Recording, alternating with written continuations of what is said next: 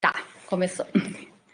Boa tarde a todos e a todas. É um prazer receber a restauradora Cláudia Guanais hoje para ter essa conversa sobre conservação e restauração do patrimônio cultural, aqui na Universidade Federal de Pelotas e ela na Universidade Federal da Bahia. Um grande encontro aqui, né, entre o Nordeste e o Sul do país, né? A Cláudia já teve em Pelotas, então já é uma amiga de longa data, né? É um prazer te receber, Cláudia. Eu vou dar alguns informes, depois eu vou te apresentar. Então, pessoal, notas compartilhadas ali, tem o formulário para as inscrições para vocês receberem a certificação pelo e-mail de vocês. Vocês podem já ir preenchendo. Nós vamos abrir para perguntas no final, então vocês podem fazer as suas perguntas pelo chat, né? E que depois eu vou repassando para a Cláudia, tá? Olha, a Renata já entrou ali. Os conhecidos estão chegando. Eu vou, então, apresentar a Cláudia, né? A Cláudia Guanais Fausto é responsável pelo setor de restauração do Museu de Arte Sacra da UFBA, de 2008 até essa data, mestre em artes visuais pela UFBA. Na linha de pesquisa História da Arte, defendeu em 2010 a pesquisa sobre a policromia na imaginária baiana, tendo como orientador o professor Luiz Alberto Ribeiro Freire. Possui especialização em arte sacra pela Faculdade Arquidiocesana de Mariana, tendo como orientadora a professora Miriam Andrade Ribeiro. Possui diversos artigos publicados em revistas especializadas, tendo como objetivo o estudo a policromia na escultura sacra católica baiana. Então tá, Cláudia, que bom te receber. Eu não sei se já queres colocar a tua apresentação, deixa eu te botar como apresentadora. Pronto. Já estás como apresentadora. Tá Contigo bom. agora.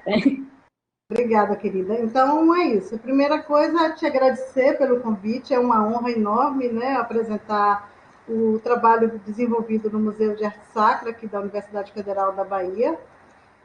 Trabalho que se desenvolve com equipe, não é um trabalho individual, né? Somos uma equipe. Antes da pandemia, tínhamos 12 pessoas envolvidas, e sempre um trabalho muito discutido, um trabalho que sempre traz questões, e é uma oportunidade muito bacana compartilhar com outras instituições, principalmente com a UFPEL, né, onde tem um curso de graduação, onde tem profissionais da área, e aí eu trouxe alguns casos que, de repente, pode trazer uma contribuição, nós termos essa discussão entre os profissionais. Eu vou começar a apresentação e depois a gente pode fazer esse bate-papo, né?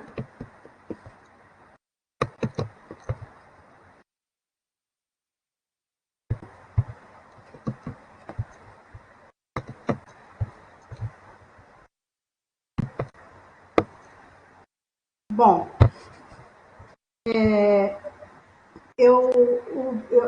a minha palestra vai ser sobre o setor de conservação e restauração do Museu de Arte Sacra da Universidade Federal da Bahia, cujo nome da sala por uma sugestão do diretor da instituição, o professor Francisco Portugal, ficou sendo Sala Liana Gomes Silveira. Eu vou falar um pouco sobre ela mais na frente, mas Liana é nossa pioneira no restauro aqui na Bahia. E também trabalhou na restauração do museu, né, no período da sua... quando foi inaugurado, e durante muito tempo ela foi profissional de conservação e restauro dessa instituição. Por isso o nome é muito apropriado, Liana Gomes Silveira, que eu tenho muita honra de apresentar.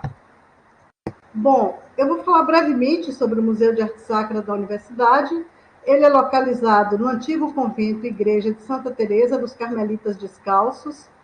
Ele foi criado através de um convênio entre a Arquidiocese de Salvador e a Universidade Federal da Bahia, na gestão do reitor Edgar Rego Santos. Ele é mantido como órgão suplementar da universidade no decreto que foi assinado em 8 de fevereiro de 1968 e foi inaugurado em 10 de agosto de 1959, com a finalidade de preservar a arte sacra luso-brasileira do século XVI ao século XIX. Um minutinho. Bom, aqui eu trago uma pintura do Oscar Caetano, de 1962, onde ele retrata o convento, uma pintura retratando o convento na época ainda que era dos carmelitas. E aqui eu trago uma vista geral do museu, né, para que vocês tenham uma visão da grandiosidade deste edifício e o trabalho que nós temos na conservação, né? Aqui temos a igreja, aqui o claustro, toda essa área é a área expositiva, aqui são áreas técnicas, aqui também é a área expositiva, essa área toda é a reserva técnica, e nós temos essa Baía de Todos os Santos aqui, com essa vista maravilhosa, né? Então, terminando a pandemia, todos convidados a vir nos visitar. Bom, um breve histórico da igreja e convento de Santa Teresa, né? Ele foi fundado na segunda metade do século XVII, foi ocupado pelos carmelitas descalços até 1837. Entre 1837 e 1953, funcionou o seminário arquiepiscopal, quando em 53 eles foram transferidos para a roça de São Gonçalo. E aí, entre 53 e 58, esse convento foi abandonado e ocupado por famílias carentes. Em 58, veio o convênio que eu disse entre a arquidiocese e a universidade, e aí houve a restauração, né? E de 1959 até os dias atuais, funciona o Museu de Arte Sacra da Universidade Federal da Bahia. No período da restauração, o arquiteto Vladimir Souza foi o responsável pela restauração arquitetônica, e o restaurador João José Rescala foi o responsável pela restauração dos bens móveis integrados. E participava da equipe de Rescala a restauradora Liana Gomes Silveira, como eu disse no início, né, a nossa pioneira no restauro aqui na Bahia, Ivan Lopes, que é um artista plástico, o José Magalhães, um excelente entalhador, que vocês vão ver o trabalho, Adilson Dias e Hélio Dias como auxiliar. Então, eu trago aqui esse desenho em nanquim da restauração arquitetônica, que eu acho bem interessante. É um documento, na verdade, né? Mostrando toda a restauração que foi feita. Esse desenho é de 1959. Saiu de tela cheia, peraí.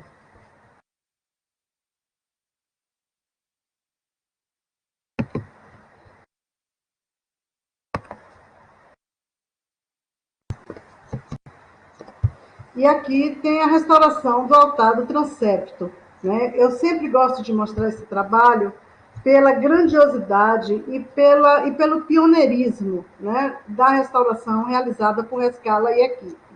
Esse trabalho houve a consultoria do Edson Mota. Então, aqui vocês estão vendo o transepto, o altar todo desmontado no piso da nave da igreja, e hoje como ele se apresenta.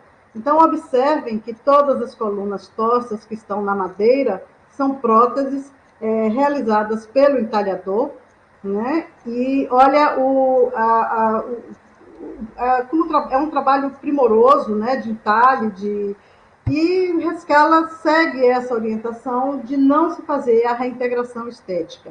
Então, toda a parte das próteses ficam aparentes, mostrando realmente que houve uma intervenção na restauração. Então, esse trabalho eu considero precioso e considero também como um restauro pioneiro aqui na Bahia, com essa proposta, né? Aqui está a figura do João José Rescala. Ele nasce no Rio de Janeiro em 1910 e morre em Salvador em 1986. E aqui está a foto de Liana Silveira e equipe, uma foto do acervo da família da década de 60. Bom, o quadro atual do setor de conservação e restauro, nós, antes da pandemia, né, era esse o quadro, nós tínhamos 2 restauradores de nível superior, um restaurador nível técnico, todos nós 3 funcionários da universidade, 2 auxiliares e um auxiliar de carpintaria, que são terceirizados, e 3 estagiários do projeto Permanecer e 2 estagiários voluntários. Bom, um breve histórico do ateliê do Restauro do MAS. Como eu disse, Liana Gomes Silveira, ela ficou responsável pela conservação do acervo de 1959 até 1979. Em 79, o ateliê foi desativado e ficou apenas um auxiliar encarregado para fazer a limpeza de prataria, imunização de mobiliário e também das imagens policromadas. Em 80, houve a reativação do setor com a restauradora Selma Silveira Daneman, o professor José Disson Argolo, que hoje é aposentado, mas foi professor da disciplina de conservação e restauro da Escola de Belas Artes durante muito tempo, o Antônio Conceição e o Aildo Ferreira. Em 97, houve um concurso público onde se contratou 3 restauradores, que foi o João Daneman, Clara Bastos e a Rosana Baltieri. João foi ensinar disciplina na EBA, na Escola de Belas Artes. Rosana também trabalha na Escola de Belas Artes e Clara se aposentou. E aí, de 2006 e de 2008, ficou sob a responsabilidade de terceirizados, né? Inclusive, em 2008, eu entro como terceirizada. Só que, em 2008, o diretor, Francisco Portugal, ele consegue um concurso público, e aí, nesse concurso de 2008, eu passei. Em 2010, Sandra Teles, ela passou no concurso, e em 2018, o último que teve foi a Liz Marina Mota, que é egressa da UFMG, do curso de restauro da UFMG. Bom, aqui eu trago uma cena, uma vista geral do setor de conservação e restauração. Nós temos essa vista toda, dá para a Baía de Todos os Santos, nós temos uma ventilação e uma iluminação natural, apesar de que usamos também a iluminação artificial, e trabalhamos também com bastante ventilação, com ventiladores em função dos produtos, e sem contar também com os equipamentos de proteção individual. São 2 mesas grandes, porque as obras são realmente muito grandes, então precisa de uma estrutura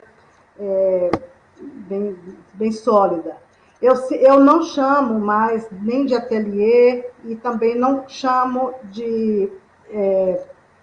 eu prefiro usar esse termo, setor de conservação, porque a minha proposta, e eu gostaria, assim, pretendo ainda alcançar, é transformar esse espaço em um laboratório de conservação e restauração, né? Inclusive, esse projeto já está pronto, eu fiz em parceria com o professor João Daneman e com o italiano Gian Mario Finadri.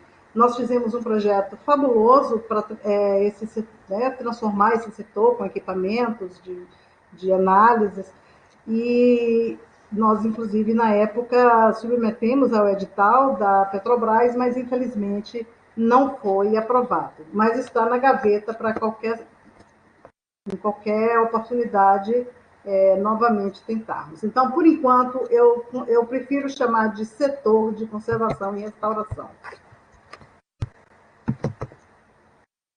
Aqui, uma outra visão, eu trouxe essa foto exatamente para mostrar como nós temos uma dinâmica bem acelerada, que nesse caso são obras que pertencem à Catedral Basílica, e elas estavam sendo feitas, elas estavam expostas no museu, e elas desceram para o setor para serem higienizadas, embaladas e devolvidas para a Catedral. Então, eu acho essa foto muito bonita, que mostra bastante como nós temos, como trabalhamos com todas essas preciosidades da escultura sacra católica. Então, os trabalhos realizados, basicamente, são esses, né? Conservação e restauração do acervo, tanto bens móveis como bens integrados, restauração de peças de outras instituições em regime de comodato. Esse comodato, ele funciona da seguinte forma: a obra é restaurada no museu, a custo zero para a instituição, e, em contrapartida, a obra fica exposta durante um determinado tempo no museu. Então, ganha a instituição, ganha o museu e ganha o patrimônio histórico, né? Realizamos também pesquisas, acompanhamento de alunos de museologia, acompanhamentos de alunos da Escola de Belas Artes, mais especificamente da disciplina de conservação e restauração, e também já realizamos cursos de aperfeiçoamento. Aqui está alunos do curso de museologia, onde nós disponibilizamos algumas peças pequenas para que eles façam, os alunos façam, né, diagnóstico do estado de conservação, medição, estudo iconográfico, enfim, eles têm uma breve vivência de como identificar os danos, e essa disciplina a gente não trabalha com proposta de tratamento, apenas o diagnóstico do estado de conservação das obras. Aqui, os alunos da disciplina de conservação e restauração da EBA, com o professor João Daneman, ele, todo semestre, ele leva a turma para o setor, e durante, em média, 3, 4 semanas, fica tendo essa vivência, né? Só que aí ele acompanha os alunos e trabalha com pequenas intervenções de fixação, de policromia em descolamento, limpeza, higienização, além também de fazer um diagnóstico e uma proposta de tratamento para as obras. Mas também não interferem muito, é apenas mais uma higienização e, se tiver descolamento, a fixação, sempre com o acompanhamento do professor. O ateliê entra apenas com o suporte com as obras e com todo o suporte que nós temos. Aqui um curso de aperfeiçoamento, esse de Rentelo, foi feito pelo professor Gianmario Finadri, que é italiano, que mora atualmente aqui em Salvador, e o professor José Disso Argolo. Então, foi muito bacana, porque vieram vários profissionais de outras instituições e também de outros estados. Esse curso também foi muito legal, foi o curso de reintegração cromática pelo professor Gianmario, e onde ensinou basicamente a técnica do rigatino, do trapejo e várias técnicas utilizadas, né, dentro da reintegração pictórica. E foi muito legal porque teve não só profissionais de outras instituições, como também de outros estados. Vieram profissionais de Brasília, de São Paulo, Rio, Minas. Foi muito bacana. Aqui, inclusive, está a colega de vocês, Isis Fofano. Bom, outra coisa que nós, antes da pandemia, estávamos realizando, isso foi, inclusive, uma iniciativa da restauradora Elis Marina Mota, que foi esse contato com a SUMAI, que é um órgão da universidade para a coleta de resíduos químicos. Então, ela recebeu todo o treinamento, e aí nós fazíamos a coleta nessas bombonas de plástico, que inclusive eram reaproveitadas, porque na verdade era onde vinha o sabão líquido, né, para o museu, e a própria SUMAI orientou reutilizá-la para esse fim. Então, se etiquetava todas as bombonas com todos os produtos, se era material químico, se era cortante, e em determinado período a SUMAI entrava em contato, os técnicos da empresa iam ao museu e fazia essa coleta, né? Então, foi uma coisa bem bacana, e essas parcerias que nós fazemos com outros setores. Aqui, por exemplo, nós temos essa parceria com a disciplina do curso de medicina, que também nos traz muito retorno, né? Que eles identificam os riscos envolvidos, não só a parte dos produtos químicos, como também ergométricos, Então, todo o semestre a professora leva esses alunos para o ateliê, para que eles possam fazer e não só fazer o diagnóstico do nosso ateliê, como propor, né, melhorias. E várias propostas já foram acatadas e nós já temos assim uma melhora significativa no nosso setor em função dessa parceria. Outra coisa que também nós fazemos são parcerias com a Escola de Veterinária para a realização de raio-x. Obviamente, não são todas as obras que nós levamos para fazer o raio-x. São obras que exigem, né, um exame mais aprofundado, e aí, por questão de segurança, nós temos vamos dizer assim, boa vontade, né, da Escola de Veterinária. Aqui, por exemplo, vocês observam esse Santo Antônio, ele possuía uma policromia bastante grosseira e não era uma pintura uniforme, e através do raio-x nós identificamos galerias profundas e todas essas galerias elas estavam consolidadas com gesso.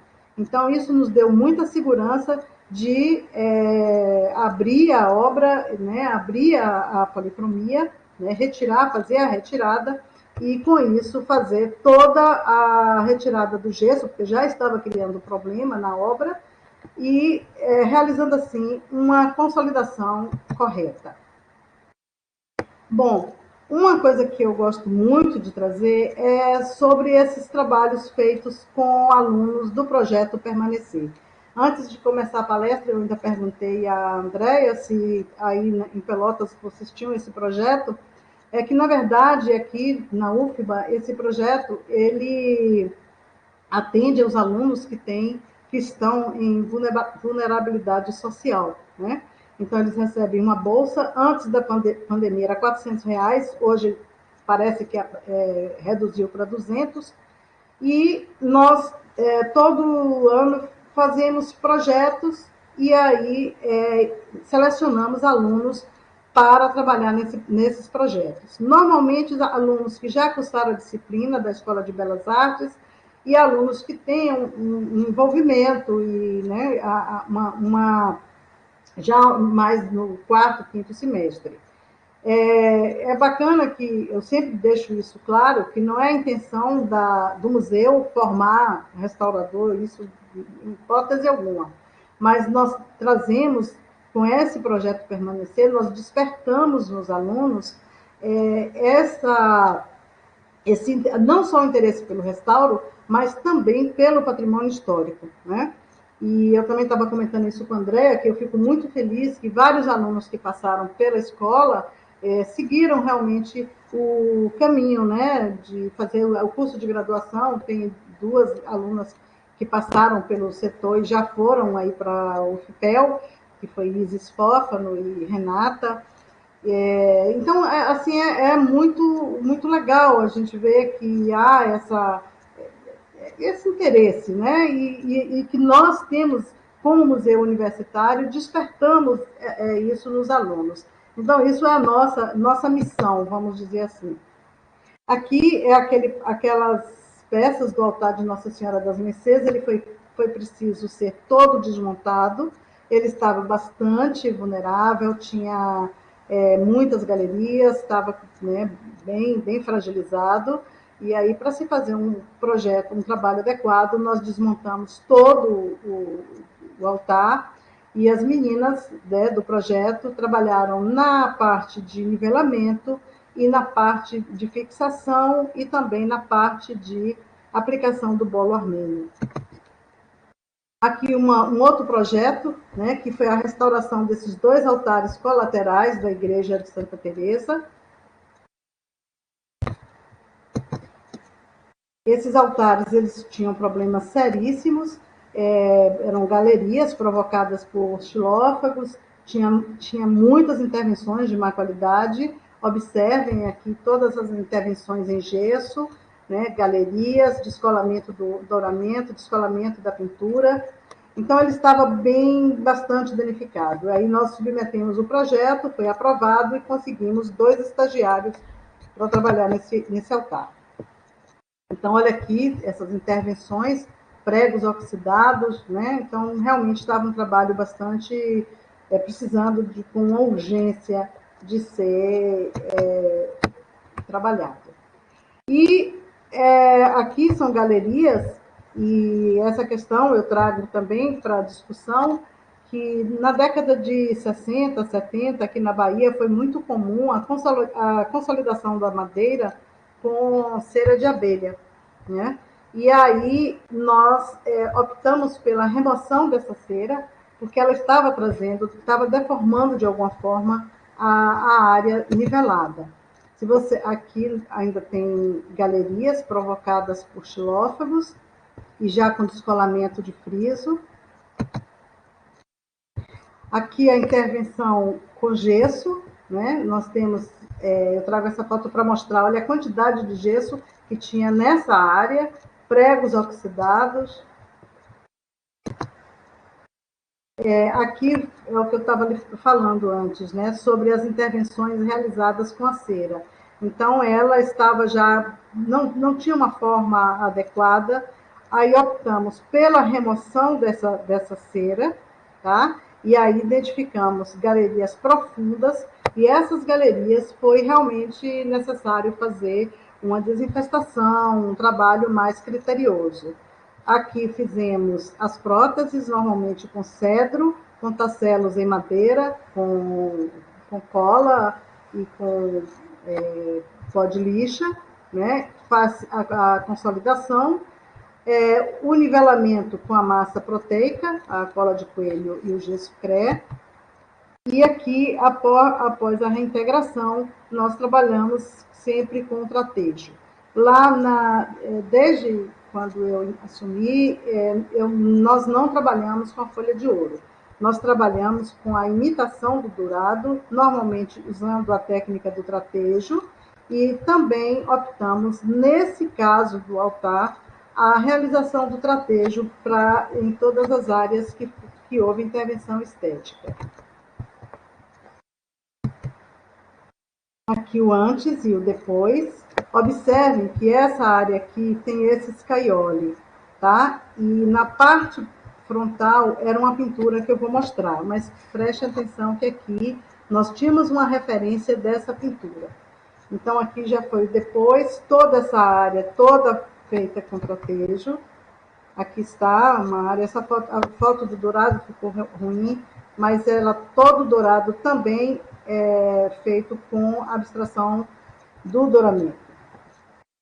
Não usamos a folha de ouro.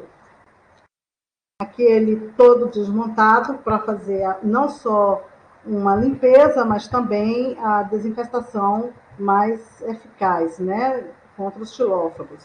Foi encontrado xilófagos em atividade, então era necessário realmente um trabalho de desinfestação mais intenso. Então, olha o que eu falei da parte frontal do altar, que tinha essa pintura lisa, toda ela cobrindo a pintura original escaiolada. Então, aqui está ela como ela estava antes, né? Inclusive com pregos, perdas, né? E aqui, após testes de solvência, nós conseguimos identificar essa pintura toda embaixo. E estava praticamente íntegra, foram feitas pequenas reintegrações nessa pintura. Então, não sabemos realmente o motivo por que foi feita essa pintura sobre essa pintura original. Então, foi retirado e todas essas próteses foram feitas e toda a parte do douramento nós fizemos com abstração cromática do ouro. Aqui os pregos que não conseguimos retirar, eles foram tratados e utilizados um convertedor para que evitasse, né, nova oxidação. E, por fim, usou o paraloide, depois o nivelamento e a reintegração. Aqui os dois estagiários do Permanecer, a Dalice e o Miyama, eles aqui trabalhando na parte de reintegração, usando sempre a Maimeri, nós trabalhamos basicamente com a Maimeri, E aqui eu trago sempre e gosto de falar dessa parceria, né, que nós sempre estamos abertos para receber pessoas de fora. Essa garota, eu conheci num curso que eu fiz na Itália e ela me pediu para vir fazer um estágio no Brasil. E ela ficou um período com a gente, e ela contribuiu muito com informações, com discussões, e ela também saiu muito feliz com o aprendizado dela, porque na Itália ela não tinha essa experiência, né, prática. Então foi muito bacana, no final ela apresentou um dossiê, foi bem legal essa convivência. Bom, aqui também nós temos esse trabalho com azulejos, né? Esse é o espaço, é o coro. Os azulejos estavam bastante. E aí, como não é a minha área de atuação, nós convidamos a especialista em restauro na Bahia, que é Zeila Maria Machado, para ser a consultora. E Sandra Teles, essa aqui, ela é a responsável pelo projeto, né? E a coordenação geral é minha, pelo fato de ser a responsável pelo setor. Mas é um trabalho muito complexo, que tem, assim, já seria uma apresentação, porque realmente suscita muita discussão, é muito interessante e vale a pena realmente, em uma outra oportunidade, falar sobre esse trabalho do corpo. Só um minutinho. Toda hora não sei por que está abrindo. Bom, aqui eu trago o Bismarck, que é um dos alunos do projeto Permanecer, fazendo a parte de nivelamento, né, dos painéis azulejares. E aqui, Laís fazendo a parte da reintegração cromática. E aí eu trago mais essa questão. Enquanto lá nos altares trabalhamos com o tratédio, aqui nós optamos por uma questão, inclusive, filosófica, que envolve a restauração de azulejos, nós trabalhamos com o pontilhismo. Né? Então, esse pontilhismo, ele é feito com um tom bem mais baixo, e se a gente amplia essa imagem, você vê nitidamente os pontinhos bem separados, né? Eles são muito pequenos e é um trabalho assim primoroso, né? Que dá prazer, inclusive, de você olhar. Bom, aqui também é outro trabalho do projeto Permanecer, foi a restauração dos 4 retábulos do claustro. Eu trago somente esse, mas são 4, né, cada um com um passo da Paixão de Cristo. Essa coordenação, a responsável é Liz Marina Mota, e nós começamos pela primeira etapa, que foi a restauração das 4 mesas. Esse trabalho já foi concluído. A segunda etapa foi a restauração. Isso, quando eu falo etapa, considere que é assim, 1 ano, né? A gente faz um projeto para a restauração das mesas, 1 ano de trabalho. Restauração das portas, mais 1 ano e meio de trabalho. Então, é um processo, vocês sabem disso, né? É um processo lento, um trabalho que exige, né, muita cautela. Então, a segunda etapa foi a restauração dessas 8 portas, né, das folhas de vedação, que estavam bastante danificadas, e aí nós já concluímos também, toda a reintegração cromática foi feita com a técnica do tratédio, e, por fim, estamos com as telas, né, que foi suspenso por conta da pandemia, com as suas respectivas molduras. Olha, essa intervenção aqui também é uma intervenção da época de Rescala. O entalhador fez o entalhe perfeito da moldura e deixou na madeira. E, obviamente, nós iremos respeitar, né? E a última etapa será a restauração da arcada, né, do intradorso da arcada, que é policromada. Então, eu trago esse trabalho para mostrar a complexidade. Nós trabalhamos aqui com madeira, com suportes em tela, a pintura em pedra, e aí, certamente, temos que buscar pessoas da área, inclusive aqui é o professor Túlio, da Universidade Federal, que está nos dando também orientação para para um futuro projeto, que é esse ainda não começamos, mas é bem complexo e exige realmente todo esse cuidado e essa discussão com profissionais da área. Aqui está antes do restauro, aqui eu trago só essa mesa, e após o restauro, todo ele em tratejo, né? Toda a integração. Então, o que se tinha de original foi mantido, aqui vocês observam, mas aonde não tínhamos, se realizou apenas o tratejo para dar uma leitura estética na obra. Aqui a porta antes e também após o restauro, com a mesma técnica, houve limpeza.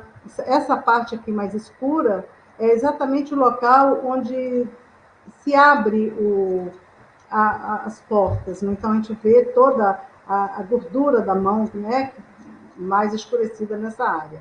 Nós conseguimos limpar dentro do possível, repare que ainda está, né, mas foi o máximo que se conseguiu fazer essa limpeza. Essas pinturas, elas são imitação das gravuras chinesas, elas são muito interessantes, estavam também bastante danificadas e foram todas restauradas e também utilizamos a técnica do tratejo. Todas essas restaurações, é que eu falo, merece assim, só isso é uma palestra, né? Eu trago bem superficialmente. Uma outra coisa que nós fazemos é a coordenação de trabalho de conclusão de curso. Eu trago esse trabalho, que foi da colega de vocês, certamente muitos já conhecem, que foi de Isis Fofano, né? Foi necessário, através da parceria com o COT, na época eu ainda não tinha feito a parceria com o curso de veterinária, e com isso nós identificamos que no local do olho, que era pintado, havia realmente olhos de vidro. Então, isso nos deu segurança de abrir a face, que tinha o corte longitudinal, e fazer a recolocação do olho de vidro. Aqui está o antes e o depois, tá?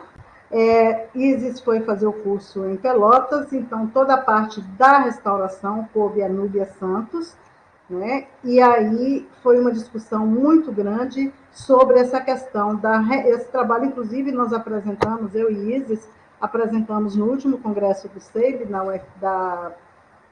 em Belo Horizonte, e essa questão, reintegrar ou não esse escapulário. Então, foi uma discussão muito, muito profunda, né? E após essa discussão, após essas análises, nós identificamos que havia um padrão que se repetia, que ele poderia ser rebatido e, obviamente, utilizando uma técnica reversível e também que fosse legível, né? A intervenção toda é legível. E como esse escapulário na iconografia tem uma importância muito grande, nós entendemos que seria fundamental a reintegração dele, porque se deixássemos exatamente como ele estava se apresentando, poderia causar algumas confusões iconográficas. A mão, que era uma prótese de má qualidade, foi refeita, foi feito por um estagiário, Adalício, aquele que trabalhava naquele altar. Então, ele é um excelente escultor, ele fez o estudo anatômico da mão direita, e com isso ele conseguiu fazer a mão esquerda. Nós deixamos na madeira, em cedro, né, tanto a mão como o atributo, que é a cruz. Essa questão do atributo foi importantíssima, inclusive, para nós identificarmos a posição do olhar. Ele tinha que estar com o olhar voltado para o Cristo.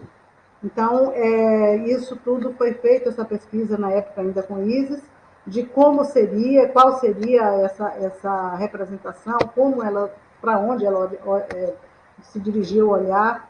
Então, é muito importante toda essa discussão. Aqui eu mostro um pequeno detalhe já ampliado para que vocês vejam onde está o douramento original e onde está a intervenção do douramento, usando sempre a técnica do trapecio. Toda a intervenção foi feita dessa forma. Olha, eu trago esse jarro porque eu acho fantástico o trabalho dessa garota. Essa Mariana Hilbert, ela é da Universidade Federal do Rio Grande do Sul, e também para mostrar a vocês como a gente abre sempre as portas para estudantes de outras instituições, né? Então, ela esteve no ateliê levando uma carta de recomendação de uma colega, que é professora, inclusive, da Universidade Federal do Rio Grande do Sul, que ela ia passar 3 meses aqui em Salvador e gostaria de fazer o estágio conosco. E, como ela não era da área de restauro, nós estávamos com esse jarro para fazer uma limpeza, uma consolidação não, desculpe, uma fixação do douramento, que estava em descolamento e tal. E aí, juntamente com um técnico do setor, eu pedi para que ela fizesse o estudo e assumisse esse trabalho. Então, quando essa garota terminou o estágio, ela me apresentou um dossiê que foi algo assim, que é uma referência para os outros alunos que entram. Ela conseguiu, como diz aqui um ditado, tirar leite de pedra, né? Ela chegou a fazer uma pesquisa nos jarros da Grécia Antiga, então ela faz todas as terminologias, ela utiliza toda as proporções. Foi fantástico o trabalho dessa garota. Aqui ela faz um estudo esquemático da camada pictórica, do douramento, e é um dossiê completo. Eu trago apenas esses 2 slides, obviamente que eu não poderia trazer o dossiê, mas foi somente para mostrar como nós estamos, como valorizamos, né, essa parceria e essa troca, né, com estudantes de outras universidades. Bom, um trabalho que nós fizemos, e eu gosto também de mostrar, é um trabalho que eu acho muito bonito, um trabalho que merece ser divulgado, que foi um trabalho realizado nessa escultura da Premonição da Paixão, ou também chamado Menino Jesus Passionista. Eu vi essa iconografia no Museu de São João del Rei, achei muito legal, porque eu só conhecia o nome como Premonição da Paixão. Mas em Minas se usa essa denominação, Menino Jesus Passionista. Uma técnica terracota, policromada e dourada, autor ignorado, o proprietário é o museu, e Sandra Teles foi a responsável pelo trabalho e eu fiz a coordenação.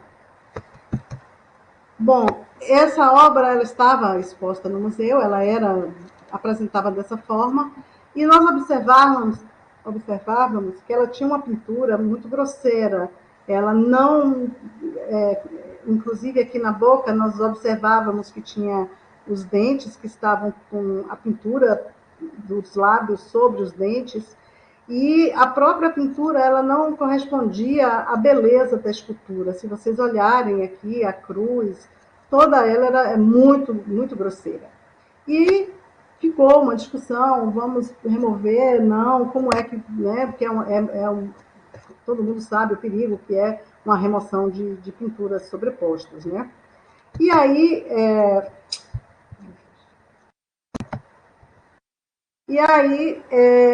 Sandra, ela fez pequenas prospecções na parte posterior da imagem e em toda a abertura ela identificava, e nós identificávamos, que havia a pintura primeira.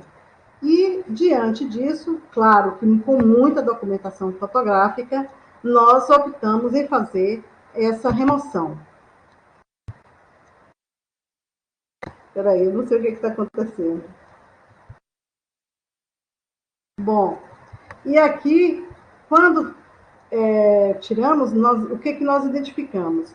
Havia uma pintura primeira, que é essa, havia um verniz, e aqui a pintura que estava sobreposta, que não apresentava uma boa qualidade estética.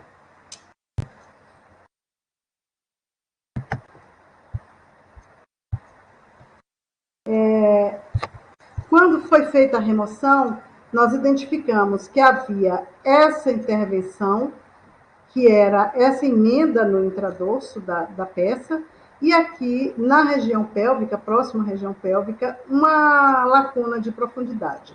Foram os únicos problemas que se apresentou nessa imagem. Aqui nós temos, antes da restauração, olha a pintura, aqui os dentinhos pintados de vermelho, né? Toda a pintura, o olhinho fechado, bem grosseiro, e quando foi feita a remoção, toda a pintura primeira estava embaixo com uma qualidade técnica fantástica, inclusive os olhos semi-abertos, né? E aparece também os dentes da imagem. Aqui também o processo de restauro, né, uma remoção parcial dessa pintura. Olha a diferença dessa qualidade para essa, né, uma pintura com uma qualidade estética perfeita, um trabalho maravilhoso. Aqui são os únicos problemas que foi identificado, que foi essa lacuna de profundidade e essa emenda aqui no tronco. Então, esse era o único problema que apresentava nessa imagem.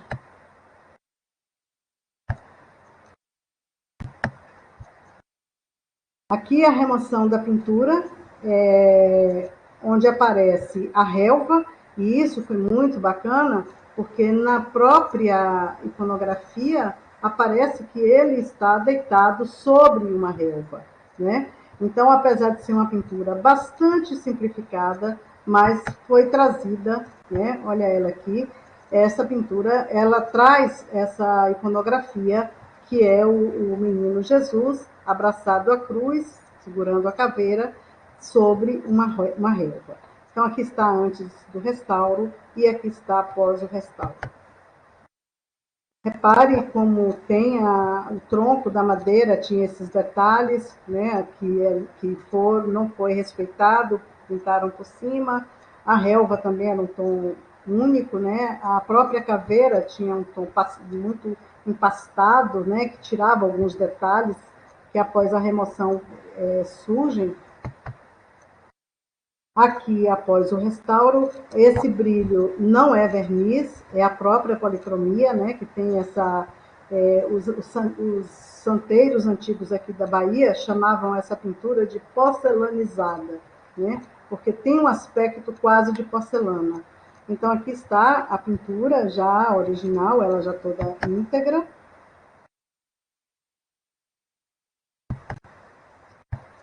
Aqui após também o restauro, essa tem uma pequena distorção na foto, mas aqui só para mostrar a parte da reintegração cromática, que foi feita com pontilhismo. E, finalizando, eu faço essa poesia, né? Eu apresentei esse trabalho no Instituto Geográfico aqui da Bahia, e aí eu fiz essa poesia, né? É do sono profundo à eterna vigília. Então, eu assim, fico muito feliz de ter resgatado a iconografia dessa obra e hoje ela está exposta lá no museu. Então, muito obrigada e espero que tenha sido útil. Parabéns. Maravilhosa.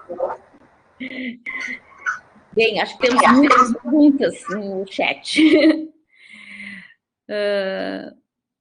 Deixa eu ver. Vou começar aqui. Acho que tivemos um público, eu estava louca de medo, porque essa sala comporta 100 pessoas, e a gente teve 100 pessoas hoje. Parece que funcionou. Acho que os slides na hora davam alguma trancadinha, eu acho que pelo grande público que tivemos. Eu não entendi, meu Deus, o que está acontecendo? Eu estou fazendo alguma barbeiragem aqui. Não, eu acho que era a estabilidade mesmo do sistema, né? Botamos à prova agora. Funcionou. Deixa eu ver. A Olga, nossa aluna, pergunta: gostaria de saber da Cláudia qual era o grau de complexidade da arte sacra de Santo Antônio antes da intervenção e quanto tempo levou o restauro da obra. Oi, Olga. Olha só, esse Santo Antônio, ele não foi concluído ainda. Ele estava com uma complexidade muito grande exatamente por isso. No raio-x, nós identificamos que as galerias eram muito profundas e toda a consolidação foi feita com gesso. E quando foi retirado o gesso, era quase que assustador, né? Nós realmente identificamos que tinha uma perda enorme. E aí, quando eu trago essa questão da complexidade do restauro, retira-se o gesso, mantém o gesso, né? Sabendo que o gesso é incompatível com a madeira. Então, com o tempo, esse movimento, né, da madeira iria, obviamente, expulsar e trazer problemas graves para a obra. Então, a complexidade está sendo muito grande, e o desafio maior é a consolidação, que já foi iniciada, e a parte da pintura. É uma pintura lisa, não é uma pintura artística, tá? É uma pintura que não tem nenhuma ornamentação, foi feito vários testes, é uma pintura marrom, sem nenhuma... não tem uma pintura elaborada. Mas é uma obra que estamos assim, sempre discutindo, né? Qual vai ser a intervenção. Essa merecia, eu acho que quando finalizar essa obra, merece realmente uma apresentação, porque ela tinha em torno de 4, 5 pinturas sobrepostas. Então, quando nós fizemos o estudo das camadas, era assim, assustador. A figura, o rosto do Santo Antônio, como do Menino Jesus, ele estava completamente disforme. Quando removemos e encontramos a pintura primeira, era de uma delicadeza assim fabulosa, né? Então, está sendo complexo, não foi, está sendo complexo. Essa obra é uma dor de cabeça para a gente. Acho que foi bem respondido. Olha, a Tânia Veloso, maravilha esse projeto permanecer. Além do trabalho social, funciona como uma sondagem e aptidão para os alunos. O setor não é estruturado como laboratório, por isso deve ser difícil a aquisição de produtos químicos e materiais específicos por meio da UFBA. Como ocorre a aquisição desses materiais específicos? Não é difícil, não. Veja bem, o Museu de Arte Sacra, ele funciona como um espaço de eventos, né?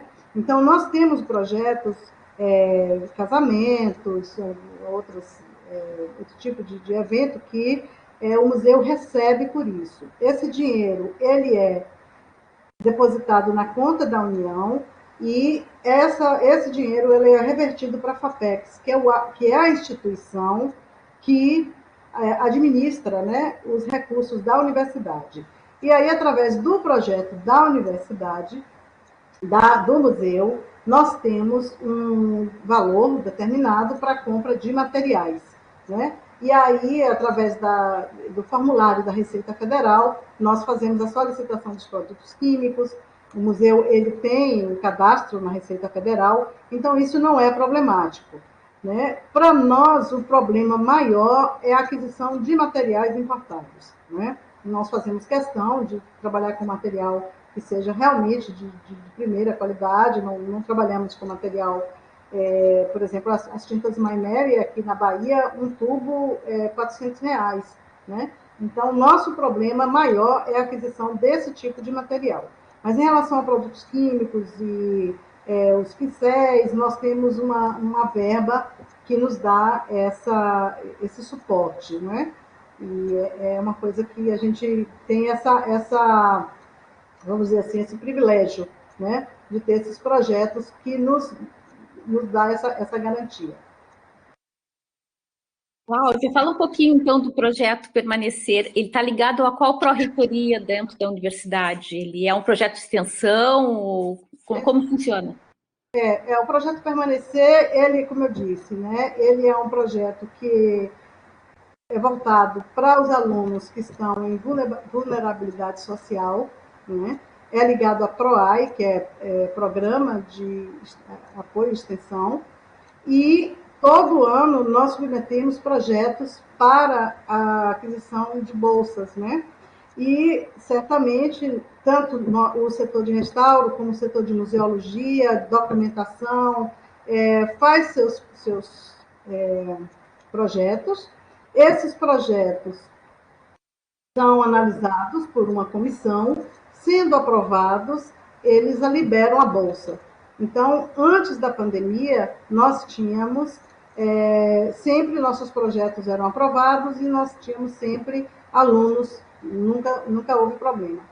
Mas já houve um corte, né, durante a pandemia, a redução da bolsa também. Então, nós estamos bem preocupados com como vai ser essa situação. Agora, é muito bacana, e eu deixo isso assim, eu trago o projeto Permanecer, foi o que eu disse para a Andréia no início, para mostrar a importância desses projetos, né? E, infelizmente, nós estamos com esse desmonte dentro da universidade, e aí nós estamos correndo o risco de perder projetos dessa natureza.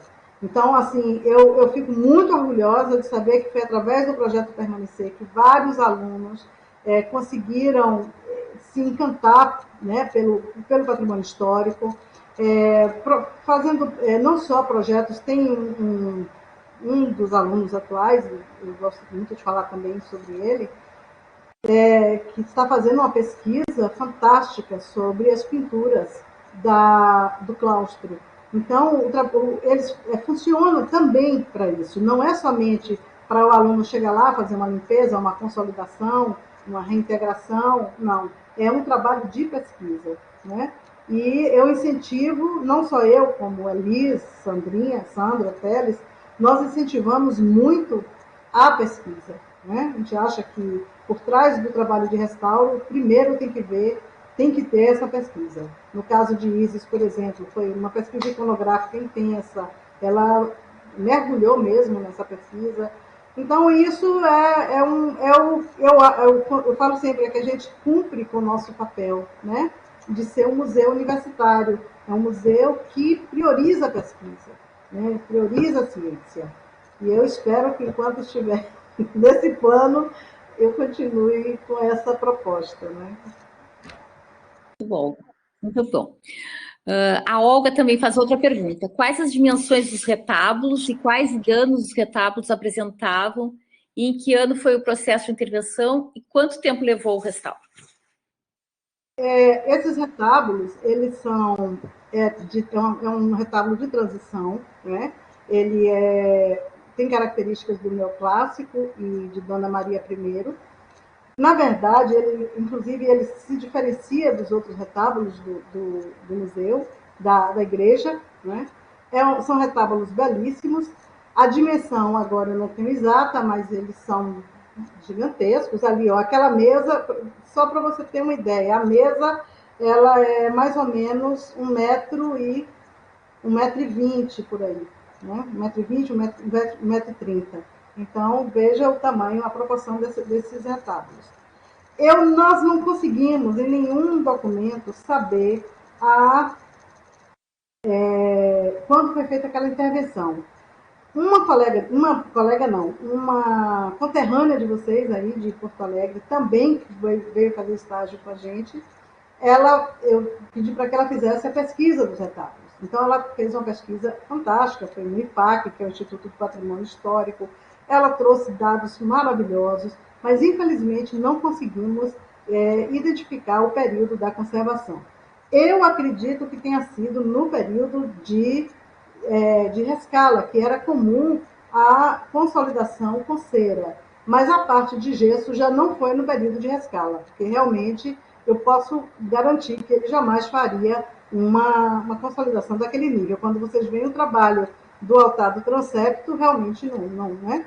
Então, pode ter sido anterior, né, na época, quando funcionou o seminário. Realmente, nós não temos, infelizmente, Olga, não temos essa informação. E a conterrânea de vocês, que agora eu não me lembro o nome, que era Sofia, se eu não me engano, ela fez um trabalho fantástico sobre esses dois altares. E o tempo, né? Foram, em média, eu acho que quase 3 anos. Quase 3 anos. Porque o Permanecer, ele funciona o seguinte, são 40 horas semanais. Então, os alunos não estavam todos os dias. E eles tinham que trabalhar, a gente tinha que dar todo o acompanhamento, né? E então, a cada ano eu submetia o projeto, né? E aí isso é legal também no permanecer. Você argumenta que não houve condição de conclusão do trabalho, você mostra toda a documentação e com isso você consegue prorrogar. E o bacana é que aqui nós temos o congresso da UFBA, e é uma das exigências do congresso, é que os alunos, eles apresentem os trabalhos. Então, todos esses trabalhos são apresentados no congresso da universidade, pelos próprios alunos. É uma coisa que eu acho assim, super bacana, né? E aí você começa a identificar todo o envolvimento deles, né, com o patrimônio histórico, já usando, inclusive, linguagens, né, mais apropriadas. Então, tem muita pesquisa, estudo, e é bem legal. Eu acredito, se eu não me engano, que esse trabalho das mesas foram 3 anos para concluir. E sempre é longo os trabalhos, né, de restauração. A gente tem um programa, um congresso também, que é a CIEP, Semana Integrada de Extensão, Cultura e Tecnologia da UFPEL, que são os nossos bolsistas também, são obrigados a apresentar. Isso é uma troca muito boa, né? Dá uma experiência para os alunos, tanto de atividade extensionista, mas também atividade de pesquisa e de ensino, né? E esse é o papel dos museus universitários, né? Tem que estarem conectados com os tripés da universidade. Isso é muito bom. Está todo mundo elogiando aqui a palestra, a Tânia, Bianca. A Bianca tem uma pergunta em relação à azulejaria. Vocês fazem um mapa de danos para ter o registro das patologias encontradas? Isso, isso. Esse trabalho dos azulejos eu trouxe muito superficialmente, porque foi um trabalho enorme. E se eu fosse falar, inclusive quando a Andrea me disse que foi 40 minutos, eu comecei a cronometrar e comecei a ter que tirar coisas. Falei, vai ser 2 horas de palestra, né? E aí eu deixei o básico para que a gente pudesse fazer uma abordagem geral dos trabalhos realizados. Mas esse trabalho dos azulejos do couro merece realmente um momento específico para falar sobre isso. Houve, sim, um mapeamento de danos, né? Foi um trabalho muito bem feito, um trabalho exímio.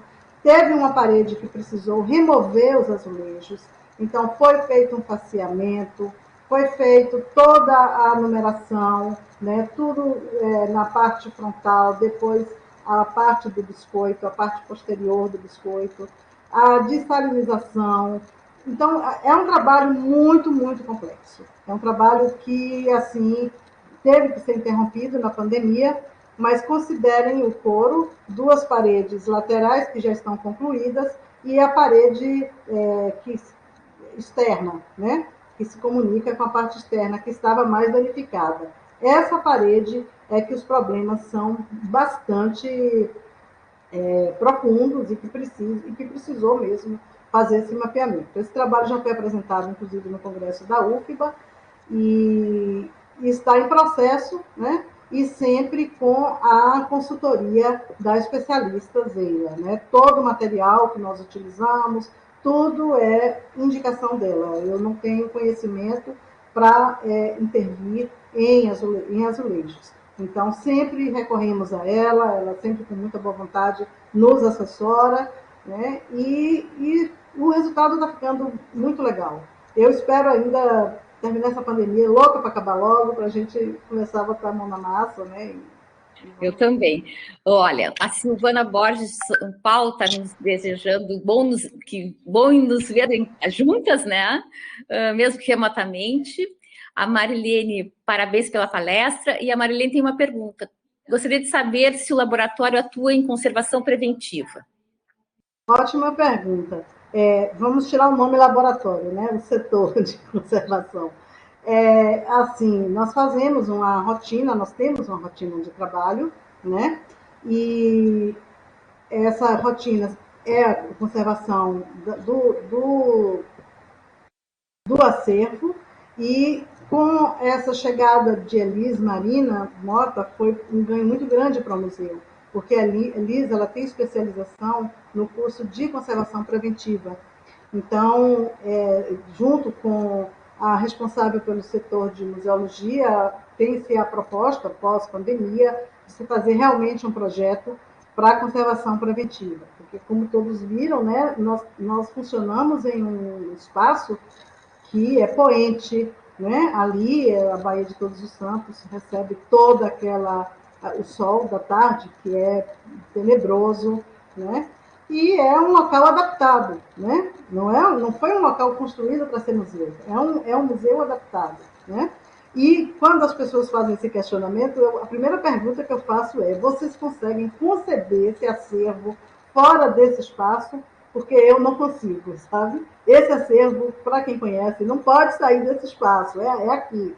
Então, nós temos realmente, e essa vinda de Elis foi muito oportuna exatamente para que a gente trabalhe mais nessa área de conservação preventiva e temos essa rotina, né? Sempre, inclusive na pandemia, isso é bom deixar claro, a direção, ela colocou um rodízio onde todos os técnicos vai ao museu, então o museu todos os dias ele é aberto, todos os dias recebe a ventilação, todos os dias fazemos uma ronda para ver se há infestação de insetos xilófagos, a questão do teto, que tem problemas sérios em períodos de chuva.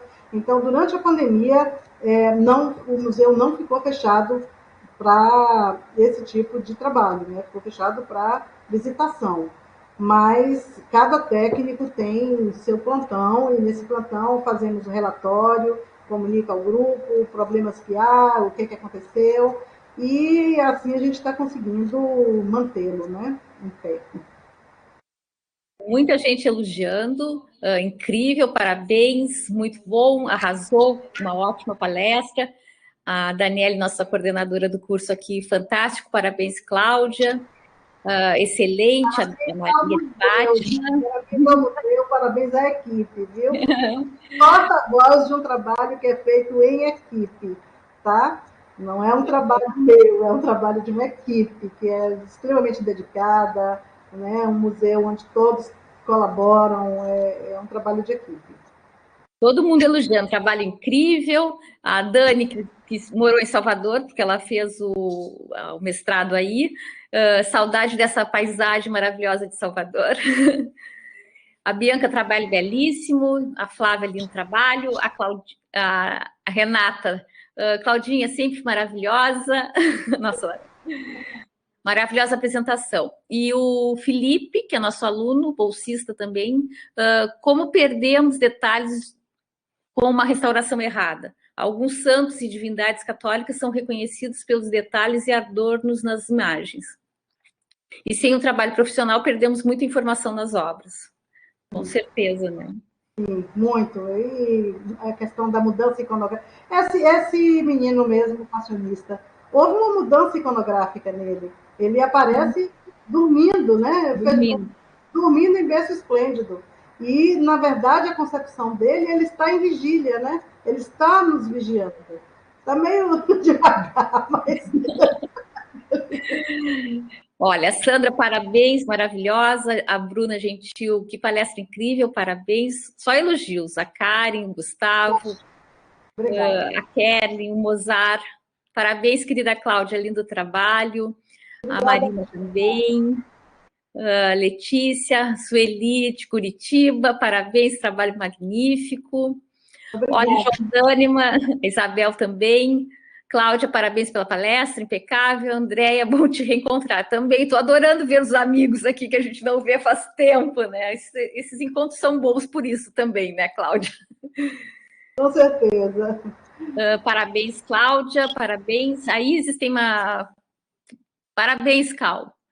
Sou bastante agradecida de ter feito parte da equipe do MAS, uma das minhas referências no restauro. Nossa pupila, né, Cláudia? Ô, minha querida, saudade de você.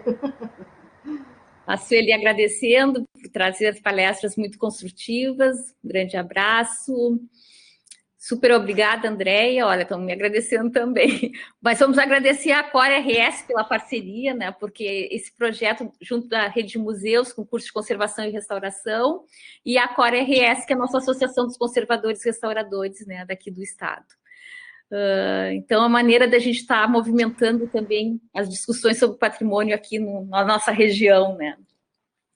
A Annelise, nossa colega, parabenizando, muitos parabéns, né? A Jussara, trabalho magnífico, parabéns, Cláudia, a Olga agradecendo, Maria Inês, Daniela também, parabéns pela iniciativa, parece esclarecedora demais, muitos elogios. Os retábulos, a Cláudia disse que os retábulos são impressionantes e dimensões provavelmente grandiosas, com certeza, né? Parabéns pelo evento. A Mariana, que está sem microfone, que é a nossa presidente da Core RS, gostaria muito de agradecer essa excelente fala em nome da Core RS. Obrigada, Mariana, já transmiti aqui nossos agradecimentos também. Teria alguma forma de contatar o museu para ter acesso aos diários de obras de restauração envolvendo os azulejos? Sim, nós temos a ideia de, quando tiver com todo esse dossiê pronto, esse diagnóstico, inclusive a apresentação no Congresso da UFBA está disponível, talvez até ele passe, André, mais ou menos o projeto, né, que já foi apresentado, ele está online, mas, obviamente, sim, né, nós temos a intenção de fazer palestras, porque realmente é um trabalho grandioso. É um trabalho grandioso. Como eu disse, eu trouxe uma pincelada, porque não daria para aprofundar. Quando eu cronometrei, eu falei, poxa, eu vou ficar 2 horas falando. E aí... Vamos ter que fazer um outro encontro, então. Aí eu espero, terminando a pandemia, que a gente retome, né, a colocação dos azulejos, o trabalho já, né, já bem adiantado. E uma coisa assim nos deixou bem... todos, a equipe toda feliz, né? Que foi salvar realmente os azulejos que estavam. Eu não trouxe a foto antes, mas tem azulejos que você tem a perda do vitrificado quase que 80%. Né? Então, nós temos. Aí que eu falo dos critérios, né? Por qual critério de intervenção? Como esse azulejo ele rebate, ele tem. Então, nós temos como o que vocês viram ali, a estagiária fazendo, né? O trabalho de recalque, para poder fazer todo o trabalho em pontilhismo e tal. Então, eu espero um dia apresentar esse trabalho. Legal. Sabe que eu comecei na área do patrimônio, na década de 90, fazendo o inventário da azulejaria aqui na região sul do estado. Então, a minha primeira bolsa, eu era estudante de artes na UFPEL ainda, e o professor Gilberto Yunes tinha voltado do doutorado na área do patrimônio, e botou uma plaquinha assim, precisa de bolsista, trabalho voluntário. Eu fui a primeira a bater na porta, e lá em 92, eu comecei como estagiária fazendo o inventário, então, da azulejaria na região sul do estado. A gente teve bastante trabalhos publicados, assim, mas não estão disponíveis, né? Então, a gente vai ter que digitalizar ou reeditar esses trabalhos, né? Porque são muito antigos. Na década de 90, né? Tá tudo impresso ainda. Vou lhe passar, André, o link desse primeiro trabalho que já foi apresentado, que aparece mais de mapeamento de danos, tem toda a classificação e já a retirada dos azulejos da parede, a colocação da placa cimentícia. Então, tem todo um trabalho que já foi feito. Eu vou passar o link para você repassar para os seus alunos. Viu? Tá bem, me passa sim. A Elis Mota, é a tua colega, Elis? É a nossa colega, a grande aí para o museu. Está parabenizando pela palestra, ao FPEL pelo evento, a Josiane também, o Mauro, Cláudio, parabéns pela apresentação. Aí ele botou o tamanho da pintura do retábulo do claustro, é de 1,82 por 1,24. Mauro, inclusive, foi o que eu disse, que está fazendo uma pesquisa maravilhosa sobre essas pinturas. Ele é do Permanecer. Obrigada, Mauro, pela sua contribuição. E foi bom você se posicionar, porque merece, né? A Kelly, nossa restauradora aqui também, parabenizando. Bismarck, muito orgulho. Humberto Barreto, parabéns pela excelente palestra. Aí a Olga pergunta, o museu está fazendo exposições virtuais atualmente? Nós estamos com um ciclo de palestras. Eu não sei se vocês já viram... A gente tem divulgado aqui. Nós estamos com esse ciclo de palestras. Qual é o objetivo do ciclo? É exatamente divulgar o acervo do museu. Então, cada mês nós convidamos um especialista e aí selecionamos algumas imagens, né, para o tema, e aí eles fazem, né, essa palestra. Inclusive, a última foi com o Jonas Klug, que é aí Sim, nosso colega. Jonas, assim, toda vez que eu tenho qualquer dúvida em relação à iconografia, é a ele que eu recorro. Ele é fantástico. Fantástico. Assim, eu digo, Jonas, eu quando crescer eu quero ser igualzinho a você. Não, e a memória é incrível, né? É invejável. Ele, de iconografia, ele dá um banho, assim, né? E aí ele fez essa palestra da iconografia mariana, um percurso da iconografia mariana no museu, onde ele faz, né, eu selecionei várias imagens da representação mariana, e ele fez essa palestra. Foi muito elogiada, inclusive por teólogos, teve um professor de Braga que fez altos elogios. Então, é a única forma que nós temos hoje de levar o acervo para né, o público.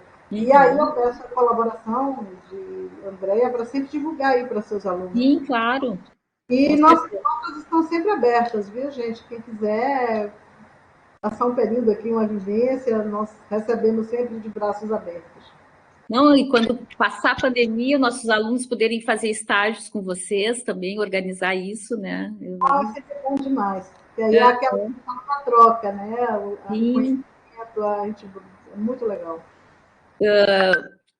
O Mauro dizendo que sente muito orgulho de estagiar nesse museu, a Núbia, a Cláudia Arrasa, muito interessante, parabéns pela palestra. A Luísa, trabalho incrível, Luísa da Museologia da Universidade de Santa Catarina. Parabéns, Cláudia, a Maciel Fonseca, uma grande amiga que tive o prazer de conhecer no Museu de Arte Sacra em Mariana. Tem muitos amigos aqui. A Gislau está aqui também, o trabalho e dedicação da Cláudia com o acervo do MAS é ímpar. O cuidado com que ela cuida desse acervo é de encher os olhos. A Elizabeth, parabéns, Cláudia, parabéns a todos, uma riqueza de trabalho. E a Olga diz, deve ter sido um trabalho incrível, esse meu trabalho como bolsista de joalheria. Olga, um dia eu conto para vocês, foi o meu início na área do patrimônio. Eu era bem guriazinha, agora eu já estou... o tempo passando muito rápido. Vamos lá. Eu quero ir fazer o estágio. Eu já sou voluntária, né, Cláudia? A Silvana está colocando. Deixa essa loucura passar. Parabéns à Cláudia, a equipe do MAS. Visita certa pós-pandemia. As saudações do SEIB, o Fábio Sarantini. Foi excelente a nossa visita durante o Congresso ocorrido em Salvador em 2017. Um grande abraço. Muito legal, Cláudia. Reunimos os amigos aqui do Brasil inteiro, né? Nessa tarde aqui em Pelotas. Faz muito frio, gente. Temperaturas, assim, beirando a 1 grau nas madrugadas. Os campos estão amanhecendo com geada, né? Pronúncio de um inverno rigoroso pela frente. Mas a gente se sente com a alma aquecida, né? Com esses trabalhos lindos apresentados aqui, né? Isso é tão bom, dar uma energia boa nesse momento tão delicado que a gente está passando. Eu acho que esses momentos são fundamentais para a gente continuar seguindo em frente, assim, e esquecer pelo menos de algum momento dessa tristeza que a gente está vivendo, né? Então, muito obrigada, Cláudia, pela tua participação, agradeço a presença de todos, foi ótimo. Eu que agradeço, um beijo em todos e obrigada. E passando a pandemia, com certeza o museu vai estar aberto para recebê-los. Tá? Quem não assinou, então, o formulário, eu posso ficar um pouquinho mais na sala para vocês preencherem, para receber a certificação da palestra. Eu fico aqui mais um pouquinho. E quem quiser pode preencher o formulário, tá? Cláudia, que bom te rever, mesmo que virtualmente, né? Muito bom. Foi uma tarde agradabilíssima, né? Beijo, querida. Beijo a todos. Obrigada, gente. Obrigada pelos elogios. Só reforçando que eu sou porta-voz de um grupo, não é um trabalho meu, é um trabalho de uma equipe, tá? Isso é Perdão. legal, né? É o trabalho coletivo, né? A gente sente isso, né? É muito importante. É, Também para o pessoal que está indo, as inscrições para o Luso Brasileiro estão abertas, tá? Vão com preço diferencial até o dia 15 agora, de junho. Se inscrevam, Cláudia, manda os teus trabalhos maravilhosos para o Luso Brasileiro, que infelizmente ia ser presencial, mas com a pandemia vai ser remoto.